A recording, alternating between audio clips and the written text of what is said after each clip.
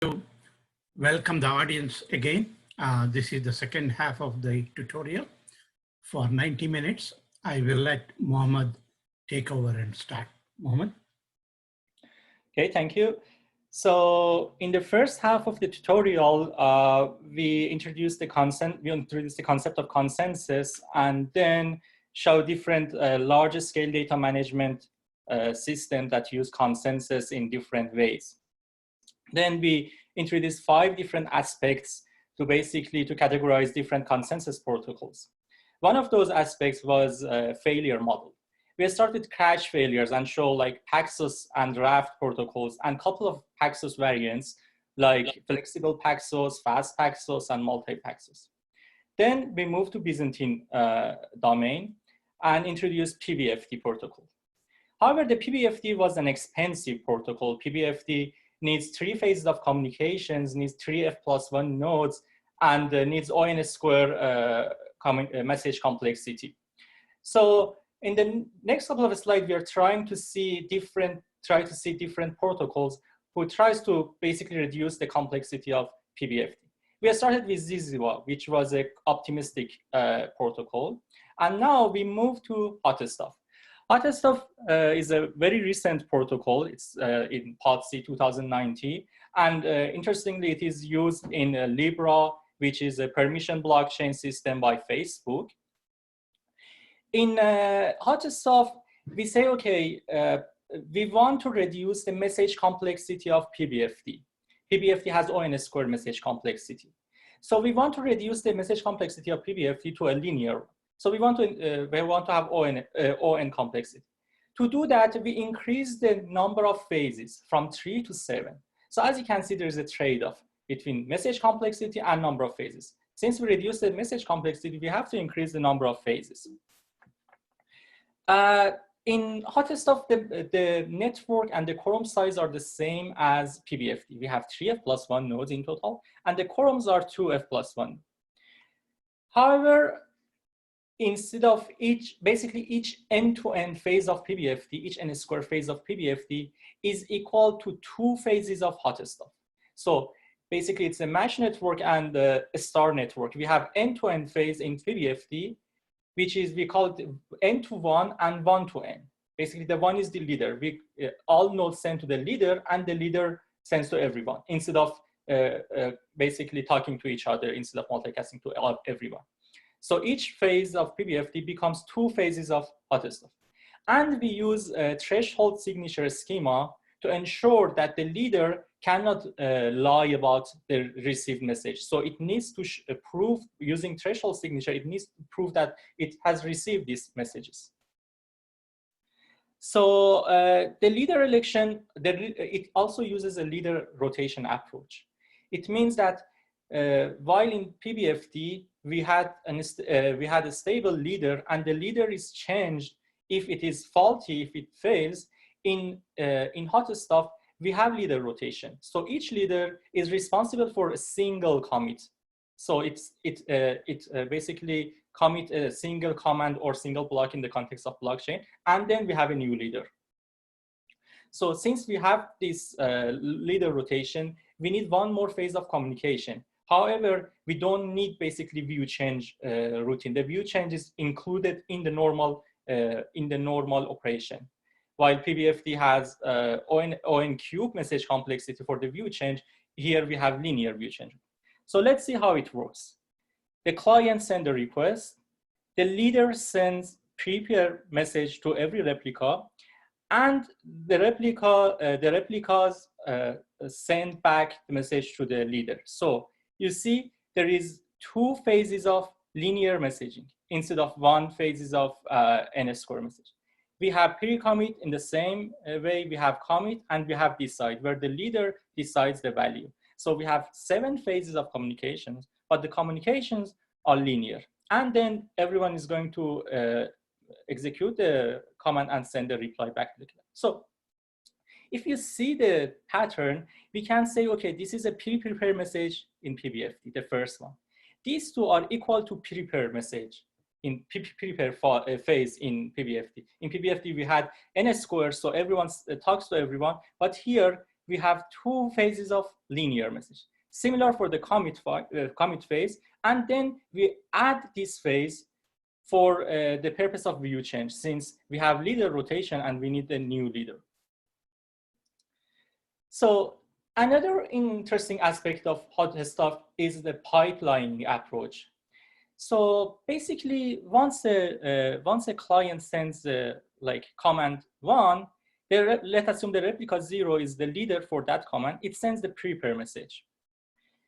If we have a new command, command 2, while we are trying to send pre-commit message for command 1, we can also include prepare message of command 2 in the same message. So we pipeline message. So each message includes a pre-commit of some command, prepare for some other command, and maybe decide for some other commands and commit for them. So we pipeline message. So each command is going to basically include, it seems that it's only a single phase. For command 3, we have prepare here and so on. So as you can see, in each phase, we include pre-commit, prepare, decide, and commit for different commands. The next approach, the next protocol we are going to introduce is MinBFT. The interesting thing about MinBFT is using a trusted hardware.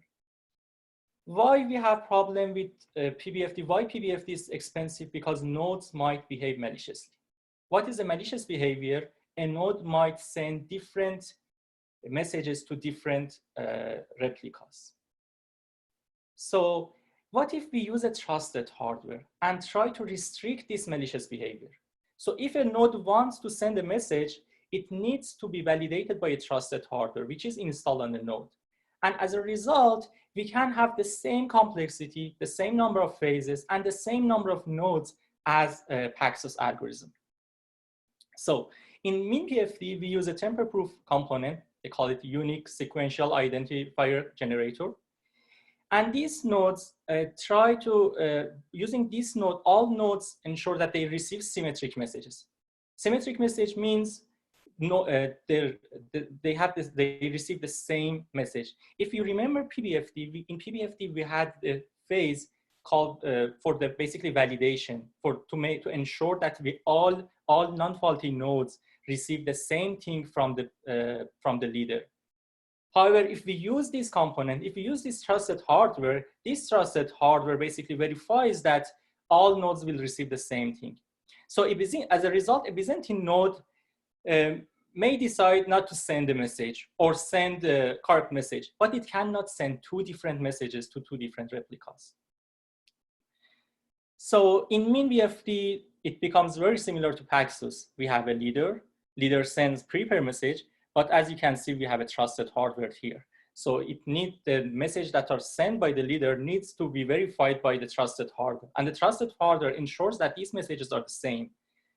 Then we have commit message. And this trusted hardware has been installed on all the replicas. So as a result, the commit messages are the same. And finally, we execute the message and send reply back to basically the client. CheapBFT used this trusted hardware idea, using this trusted hardware, and also add another basically optimistic approach, which they call it active-passive replication. Active-passive replication has been around for a couple of decades, but it's used in CheapBFT for the purpose of basically reducing the cost of fault tolerance. So we have a trusted hardware, as we had in MinBFT. They call it cache subsystem. And it basically assigns a unique sequence number and have two functions. It creates message certificates and it also checks message certificates to ensure that these certificates are correct. And the problem is this cache system can fail only by crashing. So if it fails, then we might have problem there. We also have active-passive replications. So we assume that F replicas are passive and needed only when there is a failure. So in MinBFT, we had two F+1 failures. Here we assume F of them are also passive. So we rely only on F+1 basically nodes. So there are basically three protocols. One is CheapTiny. The CheapTiny within CheapBFT. The CheapTiny is the best case, where we have basically the normal case operation, where we have only F+1 replicas. It is interesting. We have F+1 replicas, and we are kind of tolerating malicious failures. So these F+1 replicas are active. But if there is some failures, if one of these F+1 replicas fail, then we need to switch. We need to switch from CheapTiny to MinBFT. And this is how CheapSwitch comes into the play. So we switch to MinBFT, and then MinBFT, as we saw earlier, involves two F+1 active replicas. So let's see how it works. You see we have 3 replicas, as we had in Paxos. However, one of them is passive. So we have 2 replicas. We have a trusted hardware component. We have commit and execute and reply. And we have lazy replication here, where we send the result to the passive replicas. If everything goes good, then there is no need to involve this, basically the last replica. However, if something goes wrong, a node could be a client or a node that involved, sends a panic message to all the replicas saying, okay, there is some inconsistency between these messages, so there might be a failure. And the replicas basically broadcast this message and wait for abort history from the new leader. The new leader basically check these messages, all the messages that have been sent, and create an abort history to say, okay, we need to abort this message or we need to commit that message, and sends it to everyone. All the replicas are going to validate this abort history and send switch messages. And once we receive matching switch messages, then this history becomes stable. So one thing that we need to know that in all these optimistic approaches, if there is no failure, then the protocol is good. Protocol is light protocol. It needs less number of nodes. It needs less number of message communication. The complexity is very low. But as soon as we have a failure, we need to go through some failure basically recovery, or let's say view change message, which is expensive. So again, there is a trade-off between normal case and view change, or let's say case with failure. Normal case becomes very lighter, becomes very faster, but the view change routines become more and more expensive. So it's not saying, okay, why nodes do not use this protocol with only F+1. It has a cost. It has a cost in the view change part. And then we have CheapSwitch. As I said, we have panic messages that are sent by a client or replica. A client or even one of the replica can send. We have history, abort history is coming from the leader. We send switch and we reply back to the that panic. So Mohammed, in a way, go back one slide. In a way, the CheapSwitch is really a view change. It's an adaptation of the view change for this context. Yes, exactly. And this history, which are sent by leaders, are kind of similar to view change, new view messages that are sent by the primary node in PBFT. Yeah, and we can also think of the passive replicas as being lazy replication. So it's in an asynchronous way being updated probably lazily. And so that's why you need the history phase to make sure that it's up to date. So it might have made. So that is what we actually use often in a database context. We have the primary site, but here the primary is replicated already, but only on the active set. Yes, exactly. As I said here, we have, if replica 2 is a passive replica, we have lazy replication here. These dashed line are basically shows lazy replication in that.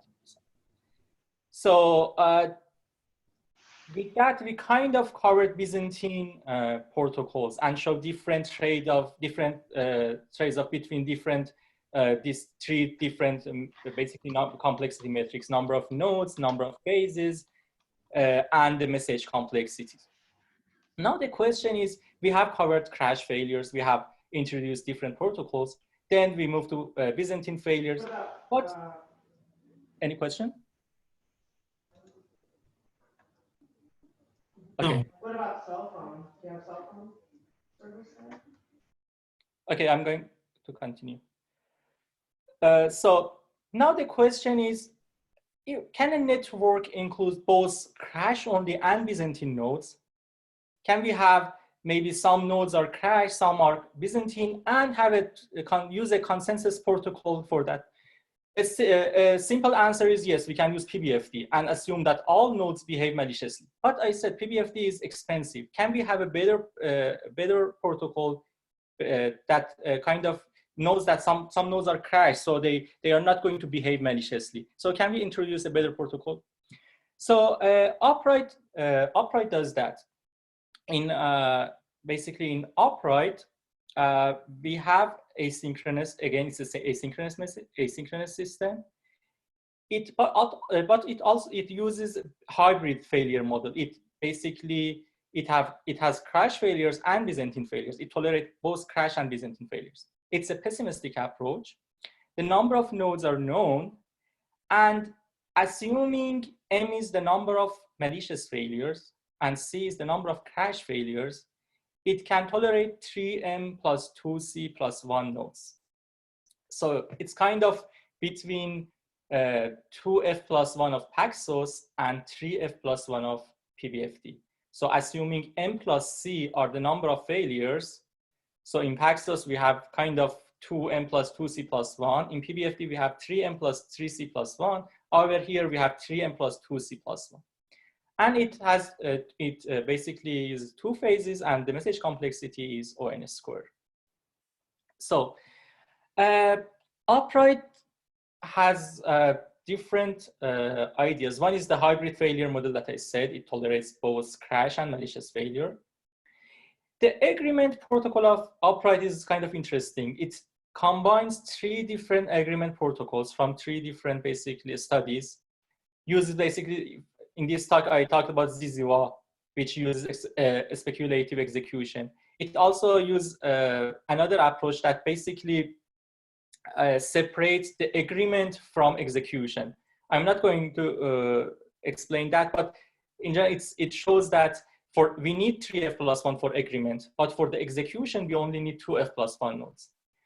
And it also separates the data paths from the control paths by saying, okay, we don't need to kind of exchange the entire message, the entire request with each other. We just need to exchange the hash of the message for the agreement, and for the execution, we need the entire message. So it has these couple of contributions, but I'm going to focus on its hybrid failure model and show how it can tolerate both crash and malicious failure. So let's assume that we have at most C malicious failure and at most C crash, M malicious failures and at most C crash failures. So what would be the quorum size? You remember in PBFT, we said if we have F failures, the quorum size is 2F plus 1, because we wanted the non-faulty nodes, the correct nodes, to outnumber the faulty nodes. Here we have M malicious failures. So the quorum size should be at least 2M plus 1, right? However, we have also C crash fault. So we don't know, we might have 2M plus 1, and from those M plus 1 correct nodes, C of them might crash. So we need C more nodes to ensure that the correct nodes will definitely outnumber the malicious nodes. As a result, we need to have 2M plus C plus 1.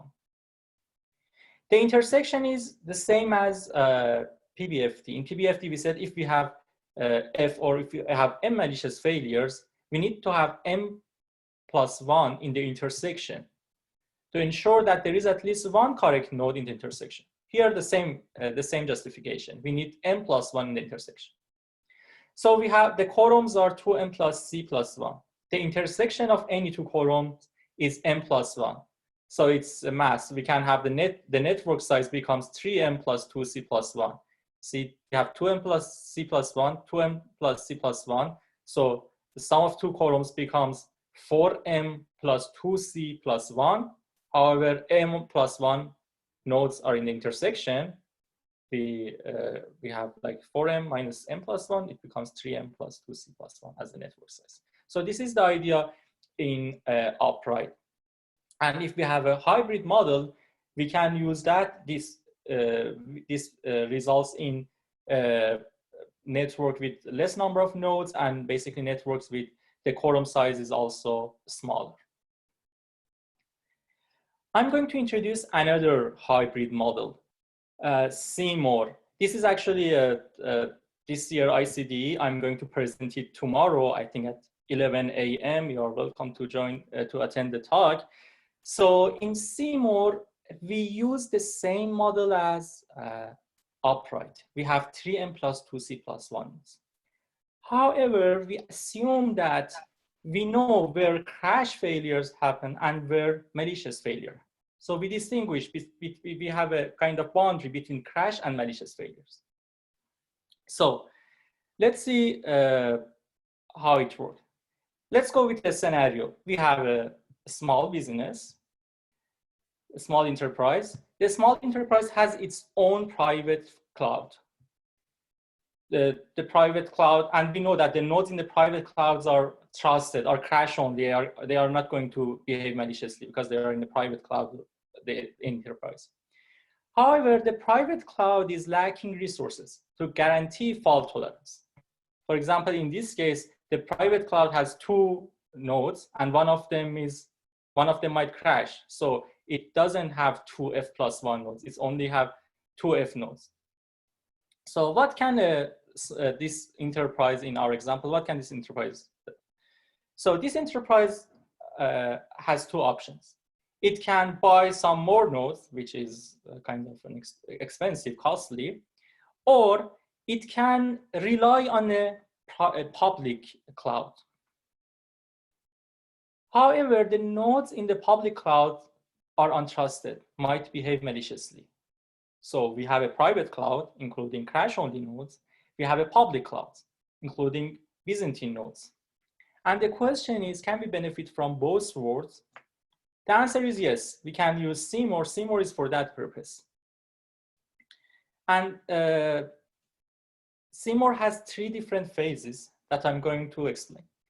And remember, the difference between CMOR and upright is that in upright, we don't know which of the faulty nodes are crash or which of them are Byzantine. But here we have an explicit boundary. We say, okay, we have a private cloud, the crash nodes are in the private cloud, and we have a public cloud, and the Byzantine nodes are in the public cloud. So there is an explicit boundary between these 2.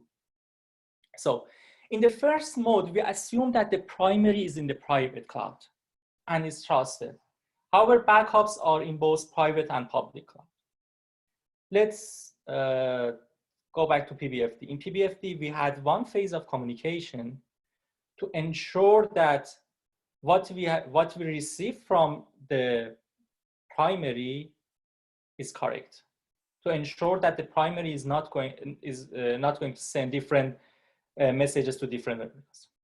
Or in the previous protocols, we introduced trusted hardware, and we said the trusted hardware is mainly basically ensures that all nodes are going to receive the same thing from the primary. So in CMOR, since we know that nodes in the private cloud are crash only and are not going to behave maliciously, if we put the primary in the private cloud, we know that the primary is not going to send different messages to different nodes. So we can reduce 1 phase of communication in comparison to PBFT. As a result, we have basically the first phase where the primary sends messages to backups, and these backups are either in the public cloud or the private cloud. Remember, we had this condition. The network size is 3n plus 2c plus 1, and the quorums are 2n plus c plus 1. And then the backups are going to send their replies to the primary. The primary collects all of them. If it receives 2n plus c plus 1 matching messages, then it makes a decision and sends basically commit messages to all these nodes and also replies. So we have 2 phases of communication. The message complexity is O of n, and the quorum size is 2c plus n plus 1. If you compare it with Paxos, it is exactly the same as Paxos in terms of the number of phases, in terms of the number of message complexity. However, it uses a bigger quorum. And it is needed because we are Paxos tolerating only crash failure. But here we are tolerating both crash and malicious failures with the same number of phases and the same message complexity as Paxos. However, the load on the private cloud is going to be increased. So we might want to reduce the load on the private cloud. So what we are going to do is we put the primary in the private cloud, saying, okay, the primary is going to send the first message, basically sending message and saying, okay, this request is coming, assign the sequence number and send it to others. However, it's going to, only the public cloud is going to be involved in the process. So the private cloud is not involved in the second phase. And the second phase is happening only in the public cloud. So we call 3M+1 nodes from the public cloud as proxy nodes. They are going to talk to each other and decide. So we have a proposal that is coming from the primary to backups. However, the decision making is in the public clouds. And since in the public clouds, nodes are untrusted and might behave maliciously, we cannot rely on a single node to make a decision. Nodes need to talk to each other. So we have a ON² phase of communication in the public cloud to make the decision. As a result, we have two phases of communication. The message complexity is ON² and the quorum size is 2n+1. It is interesting. Why? Because the primary, we have only a single phase of communication from primary to backups, and backups only are in the public cloud. But having the primary in the trusted cloud results in reducing one phase of communication in comparison to PBFT. Another interesting result is the quorum size becomes smaller. Why? Because we rely only on the public cloud, and we don't need to have 2n+c+1. We only need 2n+1 basically nodes for the quorum. Finally, CMOR has a third mode. The third mode is needed when there is a large network distance between clouds and clients are closer to the public cloud. So we have a private cloud in California, we have a public cloud in New York, and the clients are closer to the public cloud. So the cost of cross-cloud communication is higher than adding one more phase of communication in the public cloud. So in that sense, in the third mode, the private cloud is not involved in any phases. We rely completely on the public cloud. We have 3n+1 nodes in the public clouds, and the primary is also in the public cloud. So it's very similar to PBFT. We have three phases. We need, in this case, we need proposal validation because the primary is in the public cloud and it's untrusted. So we need one phase of proposal validation and we need one phase of decision making.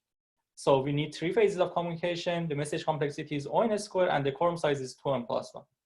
You might ask, is there any scenario where third mode is better than the first mode? And the answer is yes. If, as I said, if the clients are closer to the public cloud, having another phase of communication and having a message complexity of ON² might be beneficial rather than having a cross-cloud communication between private and public. The latency will be high. And finally, I'm going to talk about XFT. XFT is also a hybrid model. It tolerates both crash and Byzantine failures.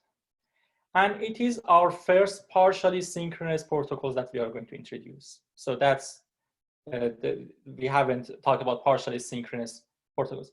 Before talking about XFT and partially synchronous protocols, I just want to mention that in some literature, they called PBFT and different Byzantine protocols that we talked about as partially synchronous because the liveness, because of the liveness, the synchronous assumption on the liveness. I just want to say, if you see that someone says PBFT is partially synchronous, it is also correct in other type of definition. We have two kind of different definitions. So but here we assume that PBFT is asynchronous, and we have another condition for partially synchronous, which I'm going to introduce.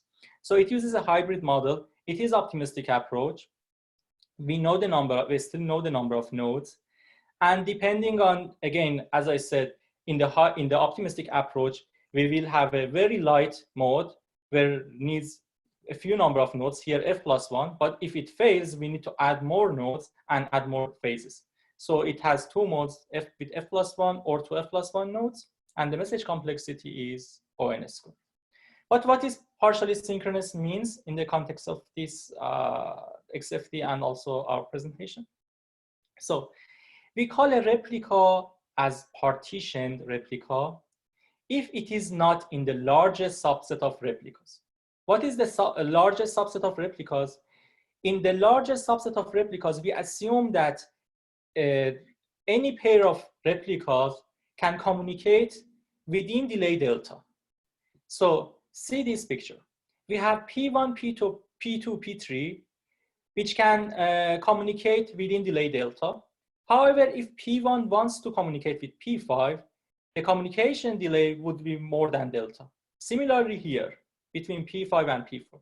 So we call this as the largest subset of replicas. And we call these replicas P1, P2, P3 as synchronous. However, these P4, 5, and 6 are partitioned. So we define this as partitioned and synchronous. In XFT, we have three types of failures. We cannot call the last actually failures, but we have three types of them. C shows the number of crash failures, as we had in Seymour and Upright. M shows the number of non-crash or Byzantine failures. And we have another failure, P, which shows the number of correct but partitioned replicas, the replicas that are far from others. And it defines an anarchy as this, once we have the number of failures are more than half of the nodes, if these three types of failures are more than half of the nodes, then we are in anarchy. And XFT satisfies safety in executions in which the system is never in anarchy. So as a result, if we have more than, if a majority of nodes are correct, by correct I mean they are never fails and they are in synchronous group, then we can have privacy. So how does the agreement protocol, they call it XPaxos actually, how does it work? The network includes 2f+1 replicas, where basically F is those three failures, is network plus machine faults. The network failures is partition node, and machine faults are either crash or Byzantine. It also uses the active passive replication technique. So you remember the active passive replication techniques, we said, okay, we have F passive replicas, and we use them only if there are some failures.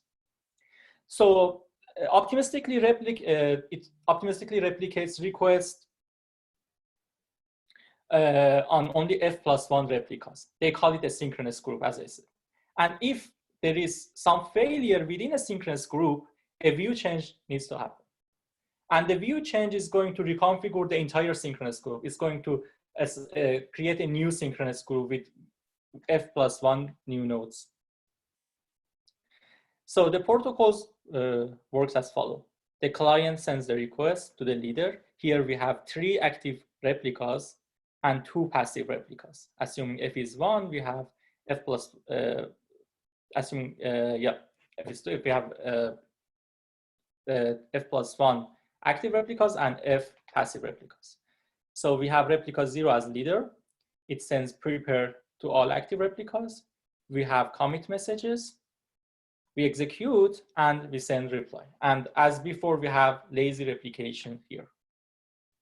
So if it works, then we are happy if we receive the same basically messages here. But otherwise, we need to use passive replications and use them.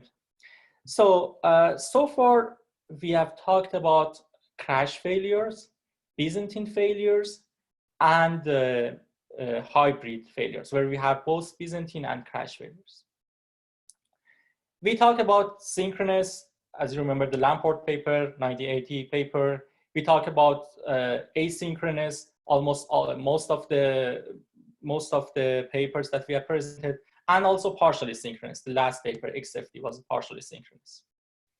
We also talk about optimistic and pessimistic approaches.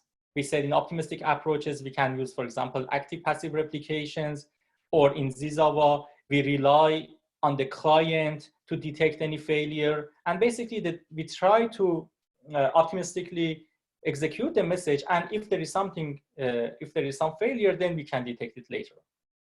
We also show a spectrum of trade-offs between number of nodes, message complexities, and the number of phases. We had another aspect, which was the type of nodes. And we said nodes are either known or unknown, the number of nodes. So in all these protocols, which we call the traditional fault-tolerant protocols, the number of nodes is known. So we know that we have 3f plus 1 nodes, and we know that f is the number of failures. So we have a bound on the number of failures, we know the number of nodes, and then we use these protocols. However, the question is, what if the participants are unknown? What if we don't know the number of nodes? What if we have nodes that are coming and going, and we don't know how many nodes are in the system, like what we have in Bitcoin? So this is the last part of the talk that I'm going to give the token to Amr, and he's going to. Okay, I think Divi also wanted to make a few comments. So before I start, do you want to, while Divi talks, you can cancel yours and I can take over? Is Divi there? Yeah. Oh, okay. So you can put a blank slide. I'm not going to use any slides. I will just.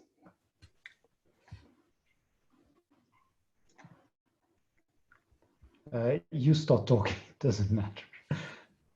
I'm just juggling. So I think while ARM switches to the really recent context of unknown nodes, I wanted to sort of put all, the last hour and a half or 2 hours of protocol description in really a practical context.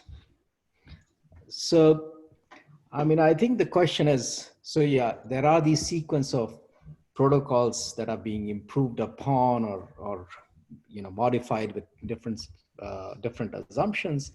What is the significance, or what is the real impact, and what is the need? I think that's kind of is the question.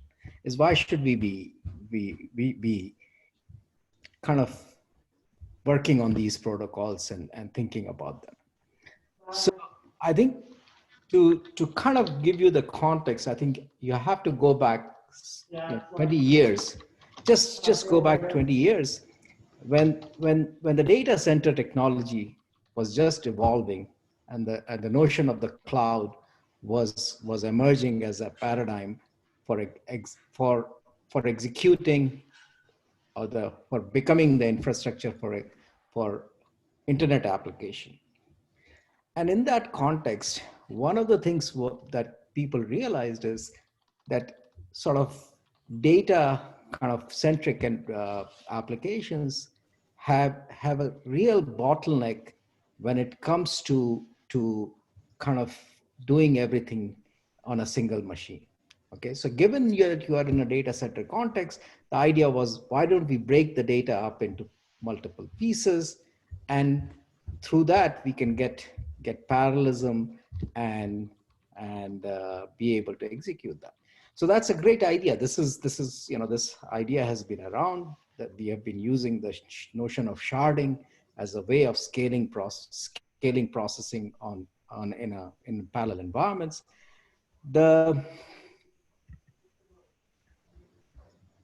Are you saying something? No. Do you want me to say something? So, no. So, no, I thought you put something on the chat. No. So the one of the first thing that one realized is that if you want to be able to leverage the notion of sharding in the context of the data center or a cloud, what you have to do is you have to keep track of where these shards are located in order to make sure that the queries are routed to appropriate places. So you need to maintain this metadata in a consistent and a fault tolerant manner. And if you go back, that's what Arm was talking about, this notion of Chubby, which was developed at Google, and similar things were done in other companies as well, where basically you needed a mechanism where you wanted to make sure that your kind of metadata about your operations, the systems and operations, remains correct at all times. And this is where the notion of Paxos or consensus protocol became very important, because now you can maintain this information in a replicated manner, and therefore if there are some failures, it won't harm. Now, the Paxos in a single data center environment worked extremely well, because the communication latencies among these nodes or among these servers within the data center were in the microseconds, and that's reasonable. I think so in some sense did not have a significant impact on the performance. And that's when kind of the paradigm was that some amount of synchronization and distribution is okay in the context of these distributed and parallel applications. Okay, so while this was going on, the kind of from an application point of view, what was happening was, as these companies were growing, the Googles and the Amazon, they were not confined to having their application infrastructure on a single data center, right? So they obviously started deploying multiple data centers. And as a result, what would happen is, if you have an application running on a data center, and so then one of the problems that arose, which was less to do with the failures, but more to do with planned kind of maintenance events that had to happen, is that if a data center has to be shut down because of some reasons, because they're upgrading machines, upgrading networks, upgrading wiring, and so on, then if my team has an application, then somehow that application has to be drained, kind of, so imagine you have a large application serving millions of users 24/7, and this has to be drained and moved to a new place, another data center, where it has to be restarted. And in the process, you have to make sure you don't drop anything on the ground. Okay. And that, I think, this was one of the big problems internally, at least I know from Google, that they were confronting a lot.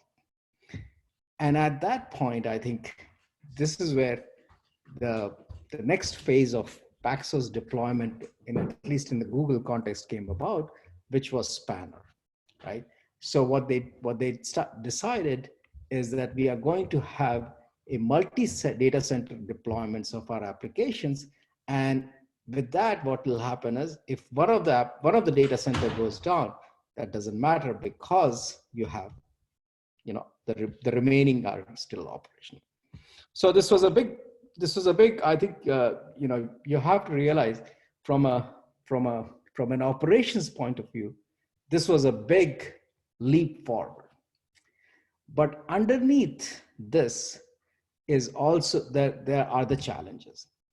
The problem that happens is that in order to do kind of consensus across multiple data centers, right? If you do that, then you incur inter-data center latencies. And inter-data center latencies, because of the speed of the light problem, are easily in the tens to hundreds of milliseconds. Okay. So you can see now, if every transaction is subjected to this kind of latency, and typically Paxos involves multiple, hopefully you have appreciated how much communication is involved. it requires multiple round of messages. So you're talking about huge latency. And if with that latency, your throughput is extremely limited. Okay. So what is not told, and what we are not told is that a significant engineering effort has to go in order to get around this problem that you are going to incur because of this huge latencies. Okay.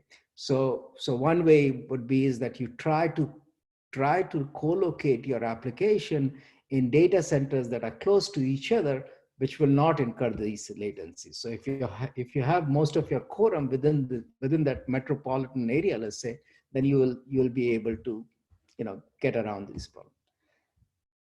That's one aspect. The other aspect is many of these companies are now moving into what is referred to as stream computing of processing pipelines that are continuously running, right? So they are continuously processing data, and they never stop. Now if you run it on if you run this processing pipeline on a single data center, and if that data center has an outage, you again have a problem. So these pipelines have to be run redundantly, because if you stop your pipeline, everything comes to a kind of screeching halt. So that there is a kind of an inherent necessity that these processing pipelines have to be run in a redundant manner on multiple data centers. All right, and then once again, the thing that makes sure that these things are consistent, they're kind of consistent with each other, is Paxos-like approach or consensus-like approach that periodically makes sure everything is okay. And now if one of the pipelines stops, then the others can take over and do the processing on behalf of the failed machine or failed data center. So this is currently the state of the art in some sense, right? And I think the efforts to kind of look at Paxos and its variants is try to make it faster and reduce the number of phases, use some assumptions, is the step in the right direction, because it is combination of innovation and engineering which will make these protocols much more effective. So that's kind of is what I wanted to say, that it is important, because we may think that it is a solved problem, but it remains an unsolved problem in a broader context of things, the way things are. I mean, I know that increasingly the newer applications and newer software engineering efforts rely significantly on spanner type of technology. And one of the applications, I think Rai and one of our graduate students is involved, is it kind of makes it significantly has huge throughput problem because of relying on spanner. And the question becomes, can we now use the semantics of this application to be able to do things better? I mean, that's kind of the approach we are taking and we are trying to do. So I think I don't know. I just hope I made some sense. But with that, I think I'm going to give it to Amr. I think this was very useful, because it puts in context kind of all these protocols that we've been describing and why we are working on them and why they are relevant for the running of the infrastructure that we are using. So now to go back to our presentation, now that you're motivated from a data management point of view to use Paxos, you might still wonder, well, why would I be interested in Byzantine, malicious failures? And this is where the new context of blockchain comes in. And it actually addresses, it poses a very interesting problem, which is, what if the participants are unknown? The number of participants are unknown. I do not know N. If you remember all of the protocols that we presented, all of the variants that Mohammed went through, they all required us to have some kind of a quorum. In every phase, you require a quorum majority, 2f+1 in so f+1 in the case of crash failures, 2f+1 in the case of malicious failures out of 3f+1. So 2/3 quorums or half of a quorum. So we need both of these. So we need n. But what if we don't know n? And in fact, this is what brings in Bitcoin and cryptocurrencies, is that cryptocurrencies are in an environment that is asynchronous. The failures are malicious. I am storing information on sites that I do not necessarily trust. Approach is pessimistic. And this is where we come to the new mode of thinking, which is that I do not know the number of sites. So I do not know the number of nodes, and I would like to solve this consensus problem. So to do that, I will need to give you some background on the foundations of blockchain as far as they are relevant for our context. So blockchain and Bitcoin and Ethereum and Algorand, there are lots of protocols, and they are leveraging a lot of the protocols that we've been talking about, or ideas that we've been talking about or not talking about. They leverage, in my mind, three very important intersecting computer science intellectual domains. One of them is distributed systems, and that's where the consensus protocols are coming in. The other one is cryptography security, and they use a lot of cryptographic signatures, public, private signatures, and other cryptographic hash approaches, as well as database problems. So what I'm going to try and do is to focus on the relevant parts from a data distributed system, distributed data management part. I will not delve into the cryptographic and security parts. If you are interested, we had actually a whole other tutorial last summer in VLDB on this topic, and you can check it out. So what is a blockchain? Basically, we have cryptocurrency. So I'll start by motivating this using cryptocurrency. So we have currencies, cryptocurrencies that are basically written in software on computers, and they are passed around. And if Alice has money that she wants to give to Bob, what she does is she subtracts a certain amount of Bitcoins or money from her account and transfers it to Bob. So the basic, simplest form of transaction is from Alice to Bob, from Amr to Divi. And then we're going to have a blockchain, which is really a linked list, where each of the blocks contains a set of transactions between the different individuals in the system. And we have a linked list of these different blocks. To ensure that this ledger or this blockchain is tamper-free, we have to make sure that the pointers that I have in the system, nobody can play around with them. What happens is you're going to take this entire blockchain and make copies of it and give it to everybody.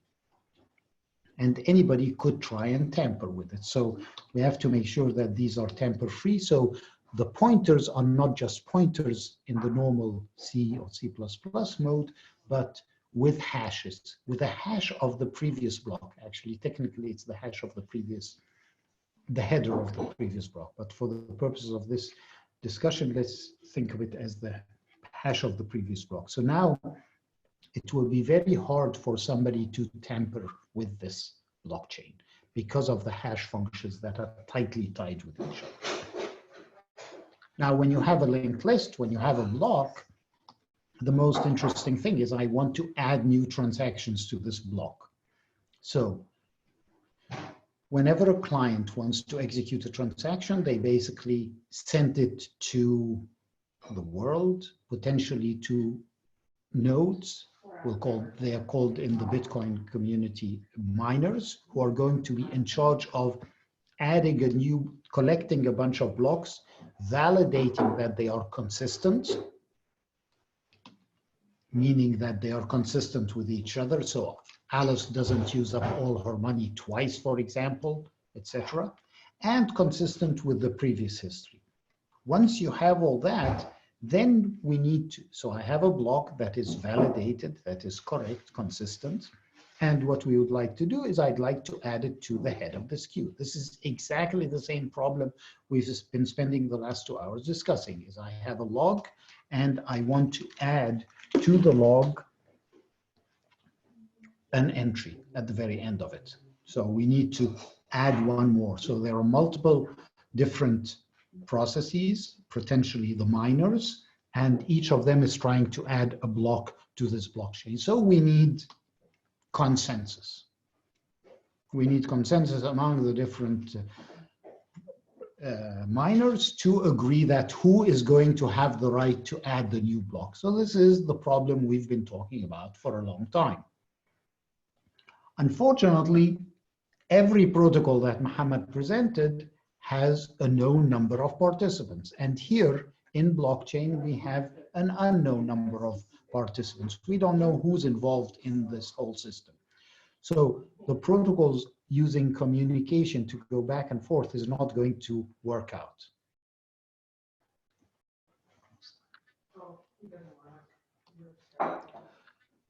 So in Bitcoin, they call this process mining, and we need to reach consensus. But instead of using communication, which is what all the protocols that we presented were, it's going to use a very different approach, which is computation.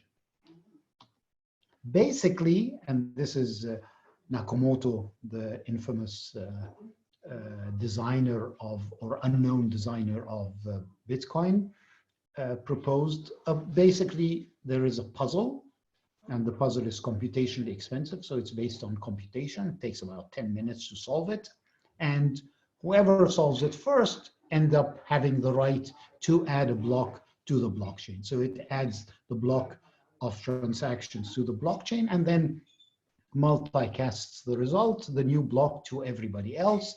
Everybody else who gets it verifies it and adds it to their block. So let's look a little bit more into the mining details. We have a bunch of clients, and we have here one miner, but there could be more than one. Each miner has his or her own blockchain, copy of the blockchain. And whenever a client issues a new transaction, transaction 1, transaction 2, etc., they broadcast it to anybody who's willing to take it. So they send it. So this miner is going to accumulate a bunch of transactions. I'm simplifying a little bit the whole process, but for all practical purposes, this is what, abstractly, this is what happens. You create a block from a bunch of transactions, and then once you are done, you try now to add this block. If you are successful, you're going to get some money, a reward for your hard work. There's also actually a fee that is involved with every transaction. So there are 2 different parts, and the reward is added. So this is actually how money is created in the basic Bitcoin approach. And this reward comes to the miner who is going to successfully add this block to the blockchain. And now let us look at the new block. So the new block has a bunch of transactions and a header. The header is quite important, and it involves various things. Most important is the previous block's hash. So it has that I talked about. This is involved here. And then there's a Merkle tree hash that involves all this payload. So all of these transactions are designed in a special Merkle tree, which basically hashes the information in these transactions, and the root is going to have the information so that nobody can tamper with all this. And there is a target for the mining process. Now, the most important thing is to figure out this. How do I figure out this special string of bits here that we are going to call a nonce? So let me explain the nonce. What you want to do is you want to take the header of all this information, add to it a string of bits, so that if you hash it using SHA-256, you end up with an outcome that has certain characteristics. It has a number of zeros that is defined by a difficulty, which is D. If I'm successful, I'm going to get the reward. So let us look at these different components. The reward is a self-signed transaction, and it basically gives money back to the miner. And it's the way that money is created. The reward value is actually higher every 4 years, so it goes down. It's now, I think, 12 and a half. It started 25. It's now 2. And it incentivizes basically no to mine. Now let us look at difficulty D. Basically, SHA-256 takes input and maps into a space of 256 bits. You are being challenged as a miner. SHA-256 is a hash function, and it's a one-directional hash function. So if I give you the value, the output is very easy to calculate. But if I give you an output, it's very difficult to figure out the input corresponding to it. The only way you can try and figure out the input that would generate this output is to try all kinds of numbers. So it's an exhaustive search. It's not a really hard puzzle. It's just a loop that tries the entire space. So if I have 256 bits, then the difficulty defines a number of bits at the high end that have to be 0. So what we want to do is we want to hash this information, add nonce to it, hash the header plus a nonce, so that I end up with an outcome where the top D bits are all 0. And the difficulty needs to be adjusted as time passes, almost every 2 weeks, to adapt to changes in hardware. So we have a transaction, we have a block, and we have a miner here, and the miner is going to SHA-256 it and is going to try and get at least D zeros. Okay, so let's look at an example. Here we have a header. These are actually real numbers that Mohammed calculated. And now we are going to try and find the nonce. And let us assume that the difficulty is 18 zeros. So I'd like to SHA-256 this, to take this, concatenate it with a nonce, some bits, so that the outcome turns out to have 18 zeros on the far left, the high end. So the miner starts by appending a 0, for example. It gets out this number, this outcome. Does this outcome satisfy the difficulty? No, it has no zeros. So this doesn't work. The miner has to keep on trying. It will try another number, for example, 1. Does this work? No, it doesn't work. Tries 2, so 1, 0, and it ends up with some number of zeros. Are these enough? No, it only got 7 zeros. That's not enough for, we want 18 zeros. So it just keeps on trying until it tries to append this number, and it turns out that, yes, this has 18 zeros. So this miner has succeeded in solving the puzzle and now has the right to add the block to the blockchain. Now, mining, so this is basically mining. So this, in a way, picks one leader, if you want, in the terminology we were using in the first half of the talk, in the first 2 hours of this presentation, and it becomes the leader, and it has the right to add the block. Now, when we are solving consensus using PBFT, using Paxos, using all of these protocols are deterministic. If there's only one leader that is elected, they are safe. If you recall, all my properties were safe. All of these protocols guaranteed that no two different processors could at the same time decide to add a value. But here, mining is probabilistic. So this means that it is possible that we will have 2 miners and both of them succeed in generating the next block. One of them is sitting in Australia, the other one is sitting like me in California, and we generate this new block and we start sending it out to the rest of the world. Rest of the world started with this. And so they are going to get this or this, they are confused. So Bitcoin has to solve this problem. How does it solve this problem? Why do we have to solve it first? Well, because there might be conflicts. That's very easy for a database person. Yeah, both of these could be actually executing transactions on accounts, for example, and so we could have a problem. So we cannot allow this. We have to eliminate it. How do we avoid this in our systems? We typically, in a database system, we have concurrency control protocols that avoid these conflicting type of behaviors. So what Bitcoin does is it decides that miners always join the longest chain. So whenever there's a fork, you look at the two chains and you pick the one that more miners have added. So for example, in this case, after we forked, eventually one of them will have more in it, more blocks in it than the other one, and so this one is abandoned. Typically, the depth needs to be 6 long in the original Bitcoin design. What does this mean? It means that we actually have aborts. We have these transactions that were added to the blockchain and now have to be aborted and resubmitted. This is a situation that in all the protocols that we discussed before, we would not get into this situation because we had very deterministic protocols. They are involved, they guaranteed safety. Here we have a situation where we are facing an interesting world. Why are we facing this? Because I don't know who's involved in the system. So the big picture is we have blockchain that is fully replicated all over the place. A new block, a new miner comes up. They want to add a new block. Most of the time, they are probably going to be alone, so no forks.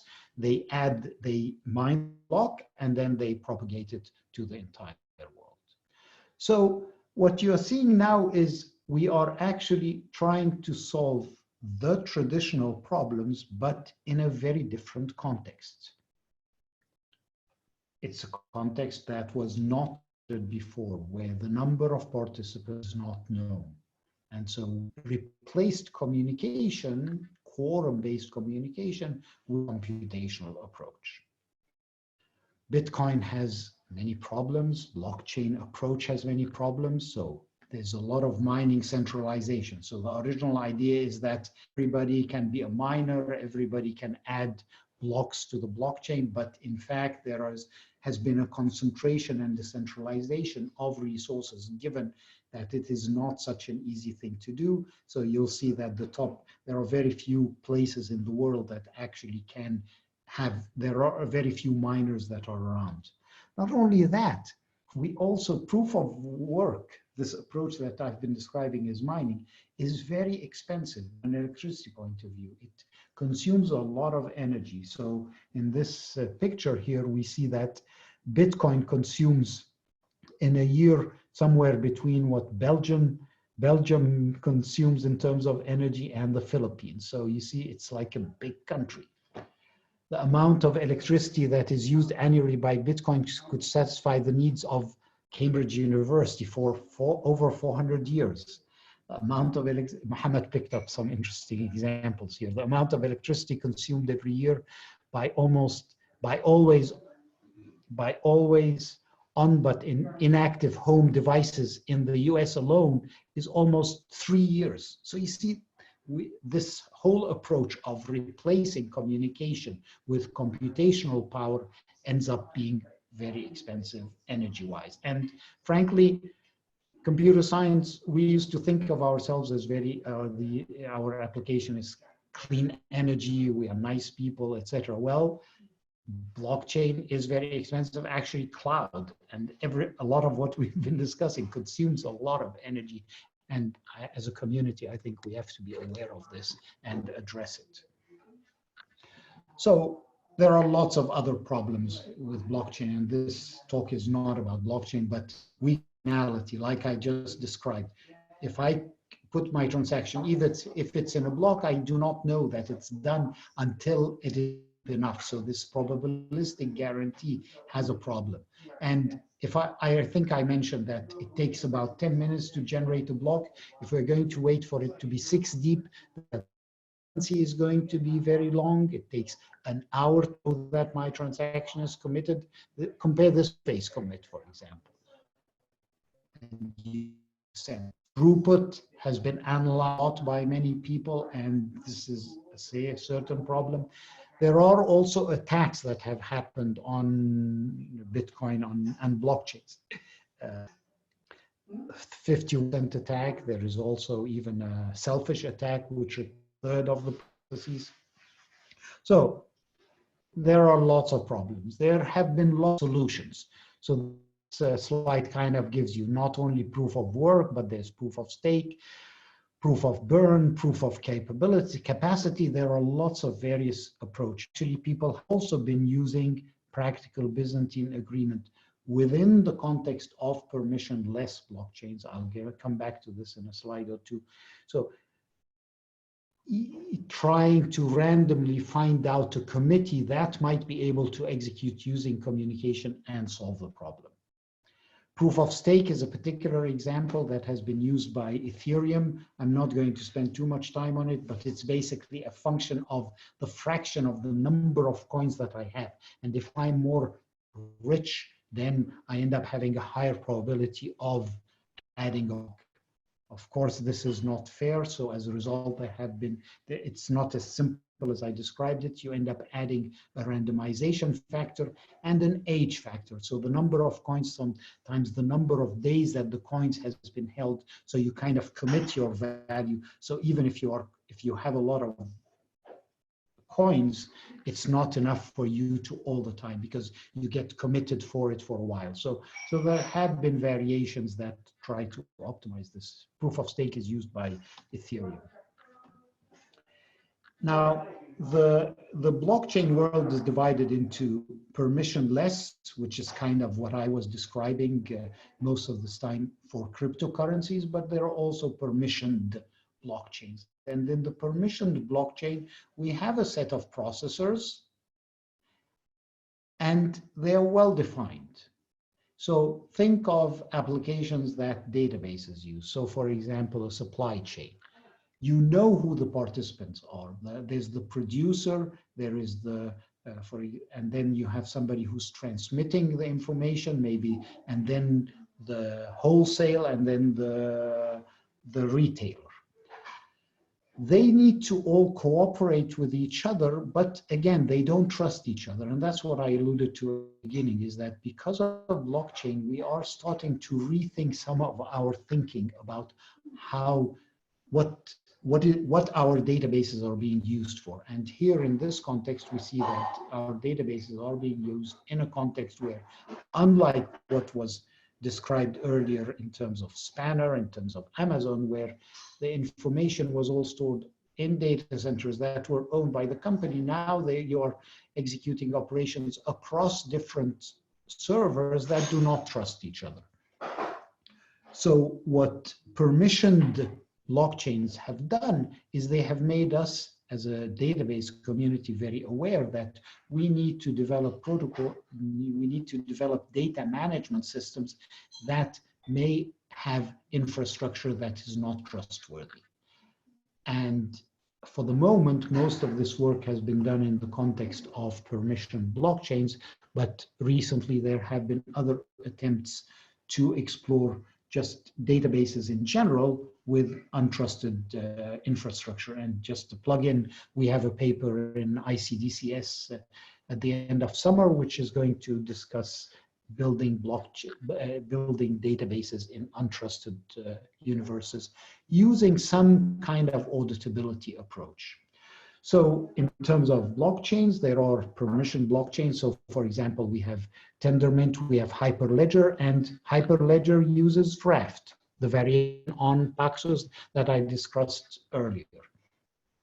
Tendermint is PBFT. So you see there are Libra, which is the coin that is the cryptocurrency promoted or developed at Facebook, uses a variation basically of HotStuff. HotStuff was developed for that reason. And you'll see that we have all kinds of variations. We have Raft, we have PBFT being used. So these protocols that we have developed. And what's interesting is when Byzantine fault tolerance was proposed in late 1999, people were really very skeptical about using these protocols in an environment that had malicious failures. Well, now we are realizing in a very real, concrete setting, we have a lot of such problems. So this kind of ends our presentation, and I think we have a few more minutes where all three of us can take some questions. I hope we kind of gave you an idea of where all these different protocols, how the relationship between them, and where they fit in within the context of what the kind of problems we're dealing with. I'll give the floor to Divi and Mohammed to take questions. I think there are a couple on QA. Okay, let's see. There are 2 questions, I think. Let me. Okay, I think I can read. You can read it?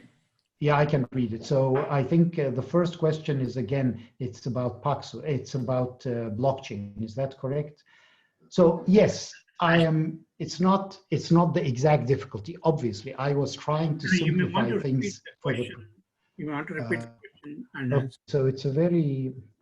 Thank you for the tutorial. It's very number of zeros is a rough proxy for the difficulty, but it's not the exact difficulty. I agree. The difficulty is a large number itself, which has many preceding zeros when it is small. So that's approximately correct. Yes. So again, so the question continues. Hash cache used number of zeros as the difficulty, but Bitcoin changed it a little bit because difficulty can only be doubled or halved with the number of zeros. Very correct. An early influential IEEE survey will also reported that the literature. Okay, I'm sorry. I think so. I'm in agreement, unless Divi has anything to add to this. I think there's no disagreement. I agree. And maybe we should attend your blockchain tutorial tomorrow. Thank you. So we'll make an advertisement for there's a blockchain tutorial tomorrow. What time is it? So, Akora?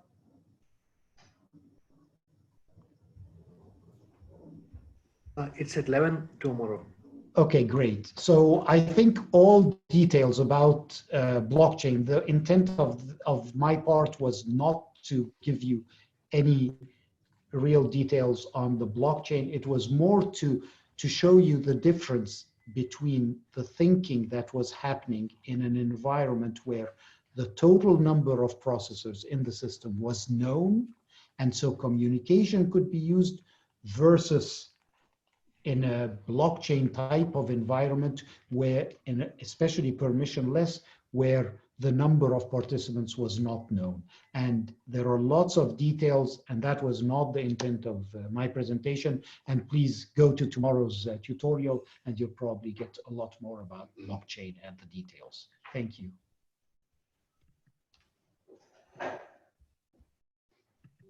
okay, there are no other questions in the Slack channel.